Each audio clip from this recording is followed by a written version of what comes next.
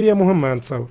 اليا انه التغيير اللي صار على المستوى التكتيكي، المباريات اللي سابقه كان المنتخب المغربي يلعب معناها بخطه 4-3-3. اليوم معناها بدايه المباراه لعبها ب 5-4-1. بالتالي بعد اول ما جاء التغيير الاضطراري والاصابه رجع المنتخب المغربي لنفس الخطه التكتيكيه 4-3-3 افيك بيراميد انفيرسي على مستوى خط نص الملعب.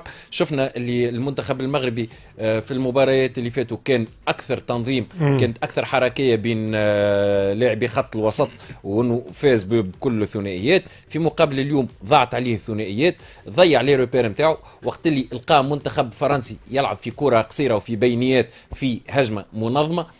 شفنا تقريبا حتى اسلوب المنتخب الفرنسي بدايه المباراه معناها كان كل لعبه عن طريق الهجمه المنظمه. اول ما تسجل هدف رجع معناها في التغطيه الدفاعيه، وكانت معناها الكرات يلعب في الكره طويله ولا الهجمه المباشره والكرات الطويله اللي في الظهر.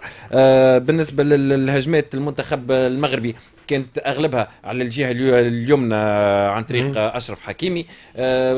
مازلنا نستنوا في الاضافه نتاع نصير مزراوي على الجبهه اليسرى معناها باش يخلق اكثر توازن. شفنا خطوره المنتخب المغربي في الكرات الثابته والركنيات، تقريبا من 7 كرات معناها كانت في كل مره تستنى الهدف ولا تخلق الخطر، خاصه مع طول قامه لاعبي المنتخب المغربي. وفي انتظار نشوفوا تعديل الاوتار من وليد ركراكي في الشوط الثاني. بلاي في كلمه وخلينا متفائلين